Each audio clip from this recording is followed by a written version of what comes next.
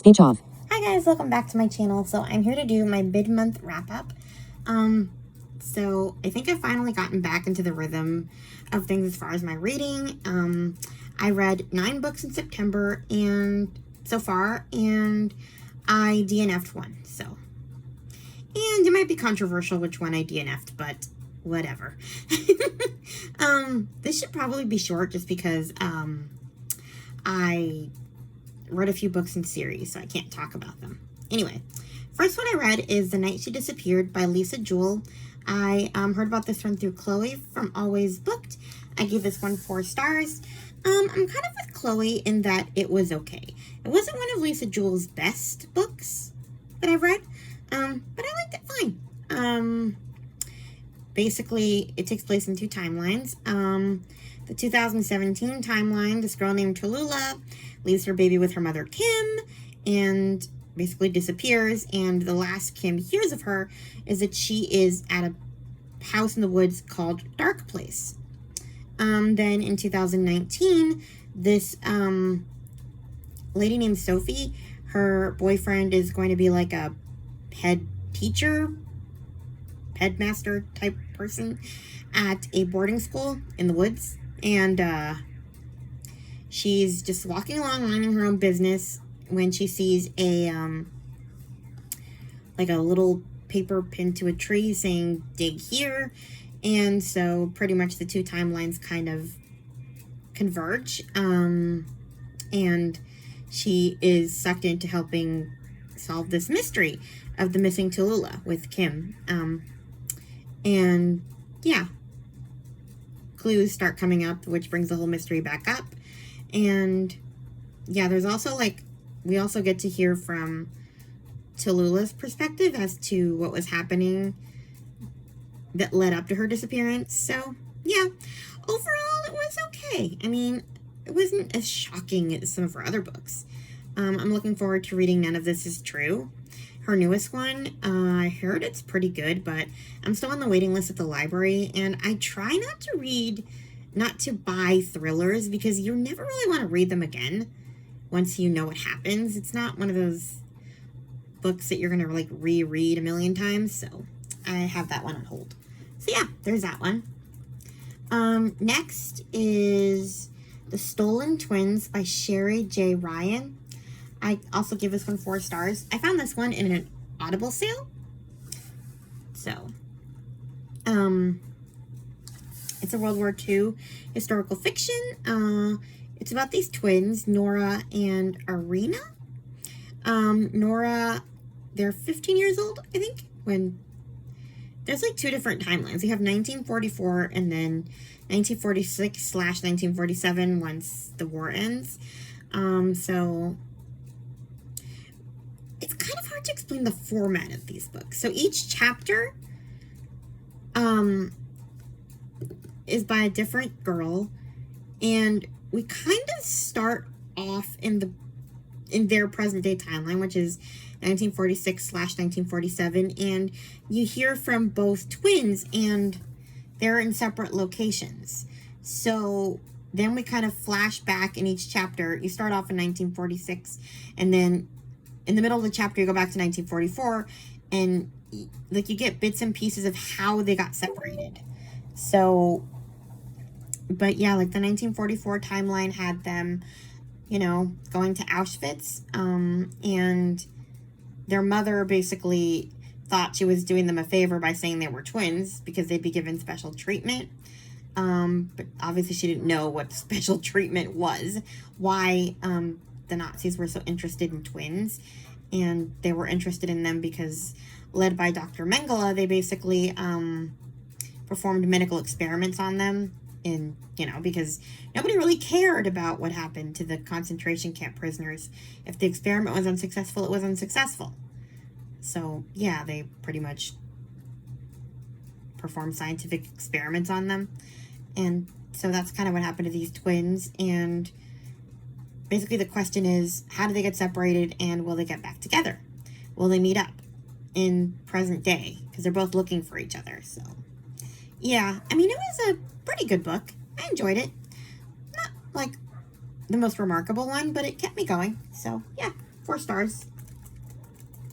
Then I read Unsafe by Kathy Glass. This is her newest book. I also gave this one 4 stars. Honestly, I might move it down to 3 stars. It was okay, but it wasn't one of my favorites of hers. Kathy Glass is one of the foster care authors I read. She writes memoirs about the children she takes care of. This is her second to last book. She has one more and then she's done, which sucks, but at the same time, I kind of think she needs to be done. Not because I don't think she's a good writer, but because since she's writing in real time, it's just, you don't have that same family feel that you did in her earlier books when her children were little and they had they all lived together in one home. Now she is she's older. She only has one kid in the home and her daughter is 27 or something. And the other 2 are having kids and married or with a partner. So yeah, it's just, you don't get that same family feel with the foster child and the family that you did in earlier books. Her parents pass away by this point too, so the grandparents are gone. And also COVID is a factor because in the last couple of books, the pandemic has been a big storyline because the pandemic was happening. She's writing these in real time. At first it was interesting, but after a while it's like, there's only so much you can talk about with, and to give a story momentum when you can't go anywhere or do anything or, I don't know. It's just different. Once the pandemic hit and she started writing about that, it kind of just, I don't know. Plus, this book was kind of an unfinished case, where there's no resolve to one of the cases. So basically this one was about Damien, the kid that she's taking care of. He lives with a single mom and his 2 little brothers, and the mom can't handle Damien's behavior, so she puts him in voluntary foster care, and there's a bad boyfriend on the scene. I don't want to spoil it because it ends up being very different from what I thought, but he never get resolve from Damien's case. He kind of just leaves suddenly for reasons I won't say, and she gets another kid toward the end, and it's just, yeah. It's just very jumbled, and again, I can't be too critical because she's writing about it in real time, but it's still jarring. But yeah, either way, I'm very sad that she only has one more book left. I have other authors that I read books from, though, as far as it seems to be a genre now because so many authors are doing this, or they're writing the memoirs about the kids that they foster. You have Kathy Glass, Maggie Hartley, Casey Watson, Rosie Lewis, and now there's a new one, or not that new, but Louise Allen. There's so many of them, but I enjoy the stories. They're all different. Anyway, but yeah, this is Kathy Glass's penultimate book, so guess I have to wait for February to read the next one. Then I DNF'd The True Love Experiment by Christina Lauren. I just wasn't interested. I read The Soulmate Equation and I was more interested in that one, but I don't know. I just don't care about a bachelor type situation. And that's kind of what this is. This is about, what's her name? Fizzy? I keep calling her Fizzy and that's not her name. Her nickname. But yeah, it's about this woman who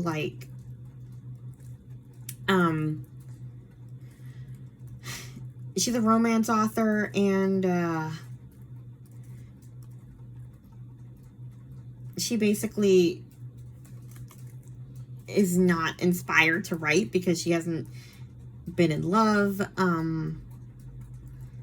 and so she agrees to go on this contest or something,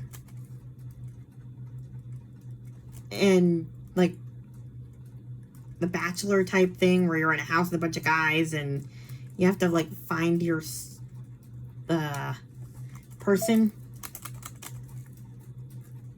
Yes, her name is Fizzy. Or her nickname. So, yeah. Fizzy appears in the first one, which is the soulmate equation. And in the first one, she's very hyper and kind of, like, annoying. Which is also why I couldn't get into the next one. Like, she's super annoying in the next one. I think I got, like, 20% into it. And the boyfriend, the potential love interest that's supposed to develop, they don't like each other. And I don't like him. And it was one of those enemies to lovers things that I just could not handle. And I couldn't do it. Sorry. No. I did like the first one, the soulmate equation, but no, I was not even a little bit interested in the true love experiment. It became just boring. I was like skimming. Anyway, next I finished An Orphan's Wish by Lizzie Page. 4 stars as well. Man, there's a lot of 4 stars here. It's the 5th book in the Shilling Grange orphanage books. So I can't really talk about it. But yeah. You know, it's the 5th book in a series, so there isn't a whole lot that you can talk about. You get some resolve about some of the kids who didn't get adopted or who did get adopted. Like, there's this one kid that you like really root for to get adopted from the beginning because she's so sweet. And so you find out kind of what happens to her, which was good. But the love interest of it all, I just never liked. Because she is, like, I like the guy just fine, but she doesn't like his kid, and she's just so, like, ridiculous about it. And it's like, okay, you want him, but you don't like his kid. And there was just not enough resolve about the kid to, like, reassure me that she was going to be a nice stepmother. So, like, I don't know. I just didn't. I pretty much just finished reading it because I wanted to see what happened to the kids. Like, who got adopted, who didn't, all that stuff. And I had to know just because, like, the kid stories were compelling. But, like, the love interest of it all, like, I just couldn't really root for them. So, yeah. I don't know. It was just very... I was glad to be done with it. What was her name? Clara Newton is the main character's name, and the love interest is Ivor. It sounds better when you say it with the English accent. Ivor. Ew, I can't even do it. Sorry. I'm never doing that again. But yeah, overall, I'm glad I finished the series. I liked the characters. The side characters are really funny. And Clara can be funny, and I think her character grows a lot throughout the books as far as, like, her compassion for kids, and she's not so selfish, but she still is, like, I don't know, just the way she doesn't like his kid bugs me. Like, and because you're reading it from her perspective, his kid doesn't sound that appealing anyway. But still, like, I don't know. You have to like his kid to be able to be with him, in my personal opinion. And, I don't know, the epilogue says that they do like each other eventually, so okay, whatever. Anyway, next is The Amish Midwife's Secret by Rachel J. Good. This is book 2 in the Love and Promises series. I give this one 4 stars. I like this one better than the first one in the series. The Amish Teacher's Gift. This one's about a midwife in training, and her and this doctor who comes basically to take over the medical practice in the Amish community kind of clash because, well, she is an Amish midwife in training, and he's like your typical modern doctor. who believes in hospitals and isn't a fan of herbal remedies or home births in general. So they kind of clash a bit. He has some ties to the Amish community, though, this doctor. So, yeah, there's that. I can't really talk about that. But the doctor who's retiring is really the reason why I rated this book low. I actually did not mind the enemies to lovers trope in the love interest so much, because they weren't that mean to each other to where I dislike either one of them, which is what tends to happen to me with enemies to lovers. I actually enjoyed them, and they weren't too, like, gooey when it comes to, like, I don't know, being all lovey-dovey. They weren't too unbearable as a couple to where I want to gag. They were normal. But what brought this book down was the retired doctor. He was annoying. Like, guilt trippy and just... Okay, I'm not against Christian fiction. I follow lots of Christian fiction booktubers. I read Christian fiction, but there is a difference between, like, I just don't like it when people, like, hardcore shove religion down your throat. And that's kind of what this doctor was trying to do. Like, he kept bringing up God when he could tell that it was making this younger doctor, like, really uncomfortable. He's, like, the type of religious person that secular people really dislike. And I saw, like, when he's not talking about God, I liked him. And again, I have nothing against talking about God, but, like, it was just too much.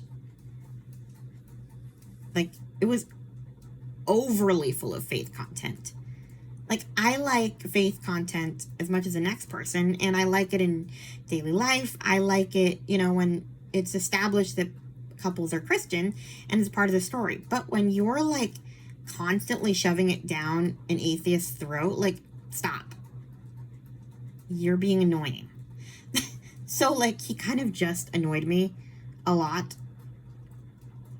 with the guilt trip he kept putting on him to take the job, and it's God's will. It was a whole thing. So, yeah, he brought the book down for me. I do want to finish the series, though. There's another one.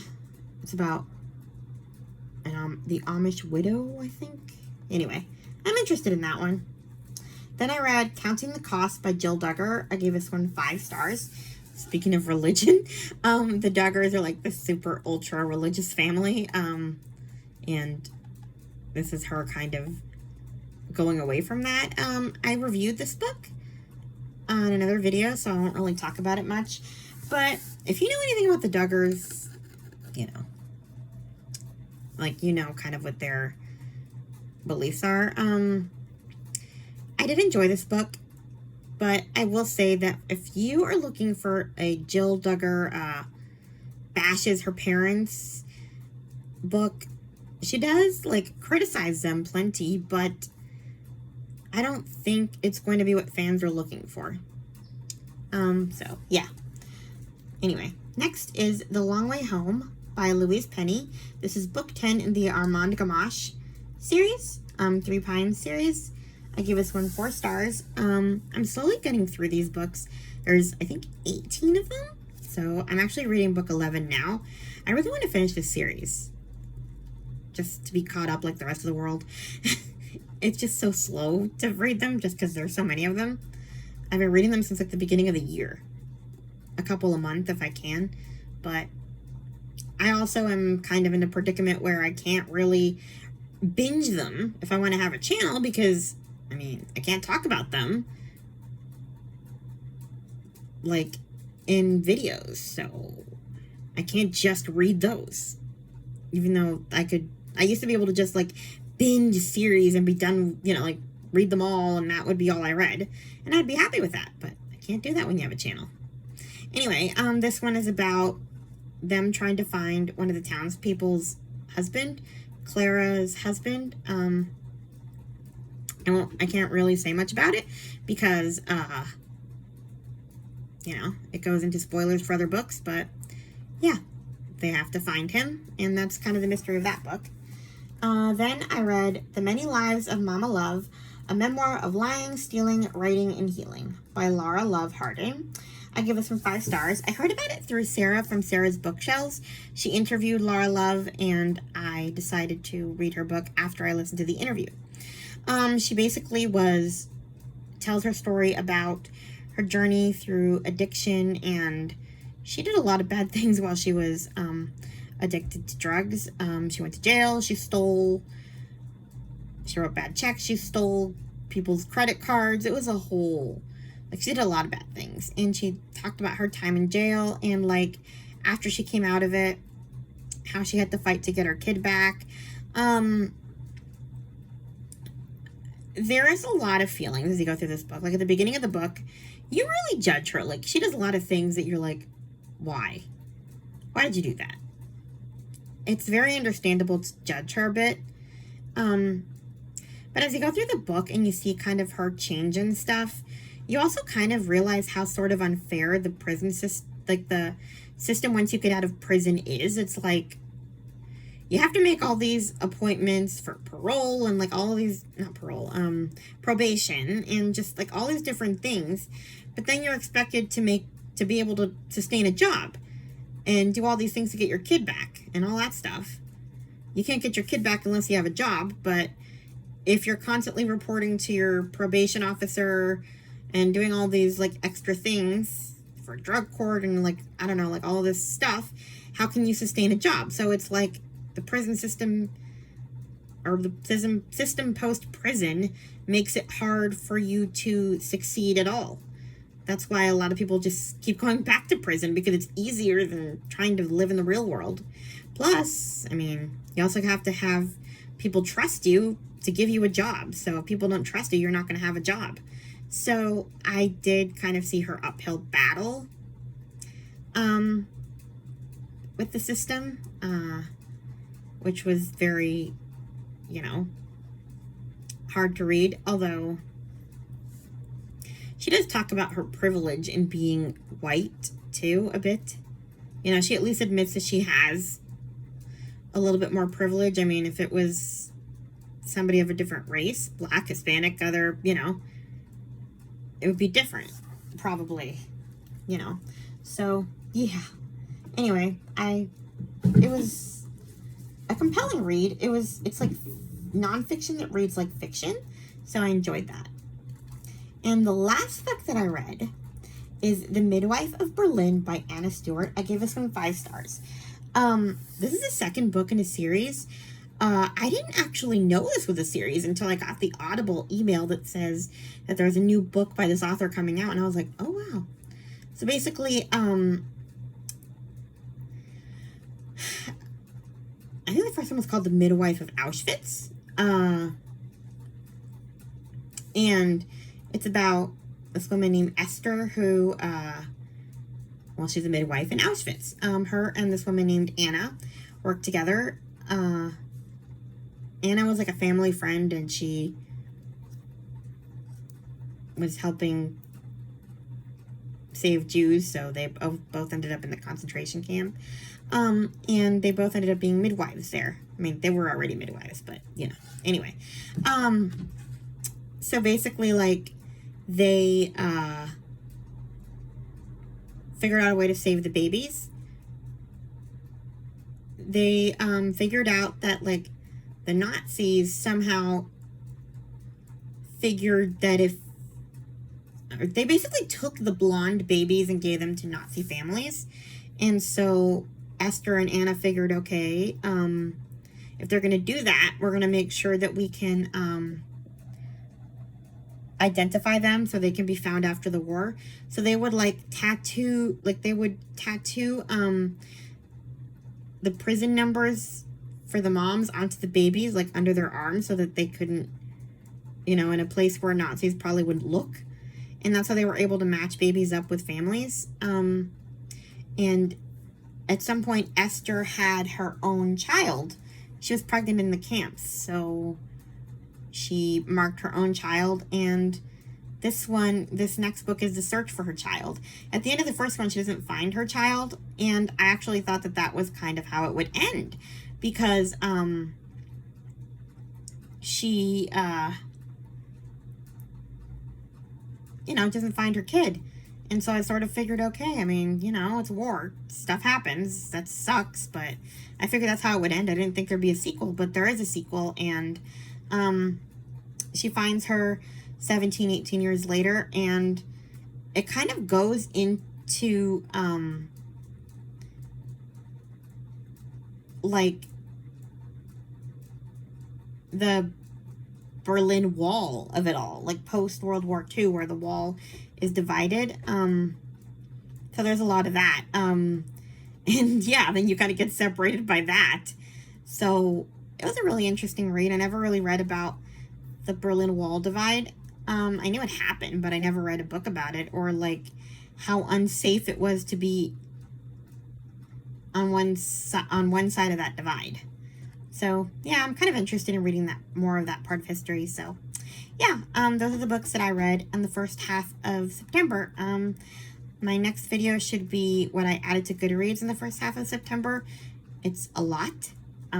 So yeah, please like, comment, and subscribe, and I'll talk to you guys in my next video. Bye. Speech on. Near right edge. Huh? 20% battery remain. Close. Close. Stop Oh. recording video.